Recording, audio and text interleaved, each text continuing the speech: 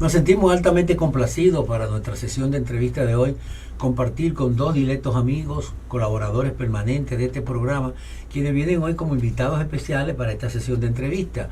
Vamos a analizar las perspectivas económicas de la República Dominicana en este 2019 que recién inicia, con quién más agradable que recibir aquí a quienes son parte ya de este equipo de producción de Pulso Nacional. Me refiero al doctor Antonio Ciriaco Cruz, vicedecano de la Escuela de Economía de la Universidad Autónoma de Santo Domingo, y el licenciado Miguel Con, quien es encargado de producción de comunicaciones del Ministerio de Relaciones Exteriores, con quienes conversaremos ampliamente sobre la situación económica del país. Buenas noches, Miguel. Buenas noches. Ciriaco. Buenas noches, estoy contentísimo de estar con el colega Con y con ustedes, Soriano. Hemos sido invitados a nuestra casa. A nuestra casa, eso de verdad. La idea es tener una conversación, un Claro, coloquio sobre claro. cómo ustedes, especialistas, ven la situación económica del país en este año 2019, un año preelectoral, un año donde hay muchas situaciones externas e internas y que se están dando y que pueden realmente vaticinar algunas cosas que quizás sean interesantes dilucidarla ahora. Y dentro de lo que es la política, cabe destacar que todo viene en base a la economía del país dentro de la política y a cómo continuarán las relaciones dentro de la política a nivel internacional. Y por eso hicimos este enlace con ustedes en el día de hoy. Bueno, yo pienso ¿Cómo ves, Ciriaco, tú la situación mira, económica del este país? año 2019 yo pienso que se inicia un ciclo, incluso que va a afectar a todo, vamos a decir, la economía mundial, un ciclo de un crédito caro, ¿no? Porque hay amenazas en el entorno internacional, las tasas de interés a nivel internacional son más altas. Y eso, en cierta manera, tiene un impacto en la economía dominicana por el hecho de que eso fortalece el dólar y cuando se fortalece el dólar Se debilita el peso. Se debilita el peso. Pero también los gobiernos, para evitar fuga de capitales, porque los rendimientos en Estados Unidos son mayores que en la República Dominicana, lo que hacen es que tratan de aumentar tasas de interés. Y todo eso, ya uno sabe el impacto que eso tiene en el consumo privado, en la inversión privada y en la demanda de la economía. Eso es un elemento importante. Eso contrae la economía realmente. Sí, es contractiva por el hecho de que si eso provoca un incremento en las tasas de interés, entonces la gente, si va a buscar precios, se limita. Entonces, y tú sabes que el consumo y privado, la inversión privada forma parte de la demanda de la economía y eso tiene un impacto importante en el PIB. Entonces eso es una amenaza, pero también eso hay que ver lo siguiente, hay que ver el comportamiento de la economía norteamericana. Por ejemplo, el crecimiento del 2018, que es un crecimiento que fue atípico, porque la economía norteamericana creció a tasas de un 3.1, quizás termine con ese crecimiento. Y aquí tuvimos un 6 puntos. Tuvimos casi un 7. Casi un 7. Y eso, y cuando uno observa las variables que incidieron, por ejemplo, más remesas de dominicanos que residen en Estados Unidos vinieron a la República Dominicana. Incremento del turismo también. El turismo se incrementó y las exportaciones de zona franca al mercado norteamericano también creció. Y se destacó también en el 2018 que fuimos los número 1 en América Latina, claro, en crecimiento de la economía. Mira, por cada 1% que crece la economía norteamericana, esta economía crece 1.6. 1.6. Para que ustedes vean la dependencia, la ¿Y por qué no interdependencia. se ve, Ciriaco, como que se ve tanta pobreza, se ve tantas situaciones cuando estamos en crecimientos económicos?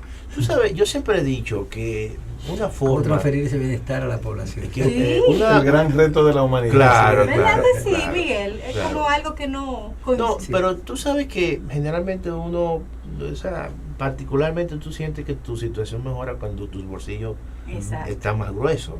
Entonces eso pasa también. Yo creo que aquí no ha habido una política salarial que ha venido acompañada del crecimiento. El mismo gobernador del Banco Central, cuando presenta ese informe, luego dice, bueno, hay que aumentar salarios y básicamente a los sectores de más bajos ingresos, que A los pequeños. pequeños, para no obviamente afectar, ¿no?, en sentido general la economía, pero siempre es importante que los crecimientos de la economía vayan acompañados posteriormente de incremento salarial para que esa brecha no se amplíe. Entonces, en el caso de la economía dominicana, algunas veces dejamos ampliar esa brecha y por eso es que una parte importante de la población dice que no siente el crecimiento de la economía.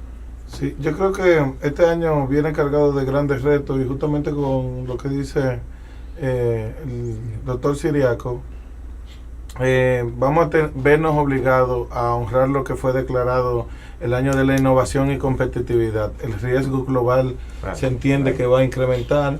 Al ser un año preelectoral, el riesgo país también se va a incrementar. Se entiende que se va a incrementar, y lo que debemos es buscar los ahorros internos y crear las eficiencias internas.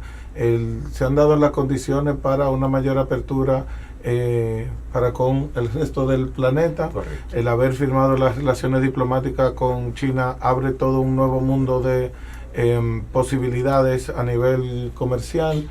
Los acuerdos parciales que se firmaron en 2018, las relaciones diplomáticas que se establecieron con otros países, y bueno, todo el tema de la diplomacia comercial y el año del fomento a las exportaciones. O sea que en la generación de riqueza, la República Dominicana ha podido crear una mejor base. Así es. Para tratar de compensar un poco a lo que se avecina y lo que ha tenido de herencia. Entonces, mejorando tal vez las balanzas de pago con los principales las balanzas comerciales con las principales potencias, y lo importante es eso, buscar la eficiencia a nivel interno, porque las condiciones se pueden tornar un poco complejas y debemos hacer la reestructuración interna. Claro. Una de ellas importante, claro, el tema salarial.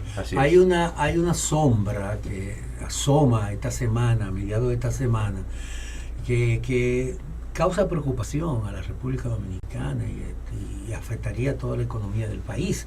Y es precisamente el anuncio hecho por la amenaza que ha hecho el presidente Donald Trump de que va a tomar medidas para que la República Dominicana, Guatemala y El Salvador sean excluidos del Tratado de Libre Comercio Centroamérica y el Caribe. ¿Cómo podría afectar eso en esta situación? Y si el presidente de Estados Unidos puede violentar un tratado, está en su mano echar para atrás ese tratado. Tú sabes que yo creo que es un mecanismo de presión. Hay que tomar en consideración el tamaño de quién es Estados Unidos. O sea, todavía Estados Unidos es la primera potencia del mundo. Ahora, es evidente que la República Dominicana, en términos comerciales, no le ha ido muy bien en el Tratado de Libre Comercio con Estados Unidos y los países centroamericanos. Si tú analizas la balanza comercial, incluso a partir del año en ejecución, después de ejecución de ese tratado, que fue a partir del 2007, de enero de 2007, a partir de ese año la República Dominicana comienza a tener déficits comerciales. Años anteriores tú encontrabas algunos superávit de la República Dominicana, claro, porque el comercio no era de doble vía, y los productos dominicanos podían entrar con libre de impuestos a Estados Unidos bajo la iniciativa de la Cuenca del Caribe. Pero ya cuando se establece el Tratado de Libre Comercio, eso se fue, se echa hacia atrás, y luego entonces viene un acuerdo de doble vía. Entonces ahí las importaciones norteamericanas comienzan a ponerle presión a la producción nacional, y ahí se ve realmente la debilidad del aparato productivo en la República. No estábamos preparados para eso. No estábamos preparados. Por ejemplo, cuando tú analizas el déficit comercial en el año 2017, que hay toda una información completa, el déficit fue de 3.080 millones de dólares. Y los datos, yo estaba revisando los datos recientemente, que están hasta octubre, que lo tiene el Departamento del Comercio de los Estados Unidos. Incluso la proyección es que también el año 2018 el déficit con los Estados Unidos comercial termine por encima de los 3.000 millones. Pero el sector, por ejemplo, que más ha sido afectado, que es el sector agropecuario, cuando uno analiza la balanza agrícola de la República Dominicana con Estados Unidos, eso ronda los 800 millones de dólares. De manera que por ese lado, quizás esos productores que se han visto perjudicados, a lo mejor quizás se pueden beneficiar por el hecho de que, bueno, no van a tener esa competencia. Pero en sentido general, estamos hablando que la gran mayoría de la población se ha acostumbrado, después de ese acuerdo de libre comercio, a comprar productos prácticamente mucho más baratos. Independientemente de los efectos que tendría si eso pasase, claro.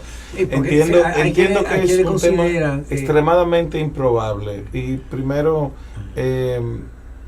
romper un acuerdo de esa magnitud conlleva un proceso sumamente complejo y que debemos prestar atención que esto no es para una medida de presión para la República Dominicana, sino que tenemos que verlo en el contexto de que ahí está mencionado El Salvador también, sí, como país firmante de relaciones diplomáticas con China. Entonces, se relaciona con los países que acaban de establecer.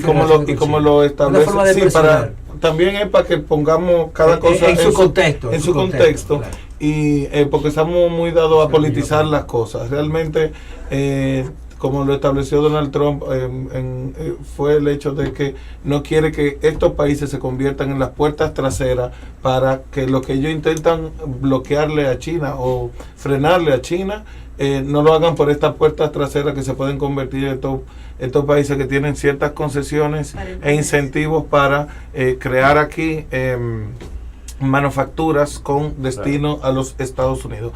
Básicamente es eso, pero son concesiones que se dieron desde ese momento. No es que ha cambiado nada del comportamiento de la República Dominicana, ni que ha violentado ninguna de las partes, sino que Estados Unidos no quiere permitir el crecimiento desmedido o el control del crecimiento chino. Sí, pero el enfoque que hace, el análisis que hace sería muy interesante, en el sentido de que esos intereses que se están moviendo detrás de esas acciones, ¿cómo podría afectar a la República Dominicana, que no se está beneficiando? Porque quizás las negociaciones iniciales que se hicieron con el tratado no fueron más adecuadas. Es un tratado que no ha arrojado todos los beneficios que se esperaba para el país. Claro. Que quizá el país se podría beneficiar más sin tener el tratado, porque eso no lo obliga a recibir mercadería de Estados Unidos exenta de impuestos, y podría manejarse mejor la economía. Entonces, hasta cierto punto eso no sería hasta conveniente. Ahora, lo que señala Miguel Couto también tiene mucho sentido. Da marcha atrás un tratado, es un procedimiento que implica otra cosa. Quizás fue una de las medidas que está acostumbrado el presidente Donald Trump de hacer presión por el hecho de que la República Dominicana y estos países acaban de establecer relaciones comerciales con China. Mira, tú sabes que también hay que decir lo siguiente, o sea, y luego no sé si después de la pausa podemos nosotros abundar. Sí, vamos a hacer una pausa y regresamos en breve.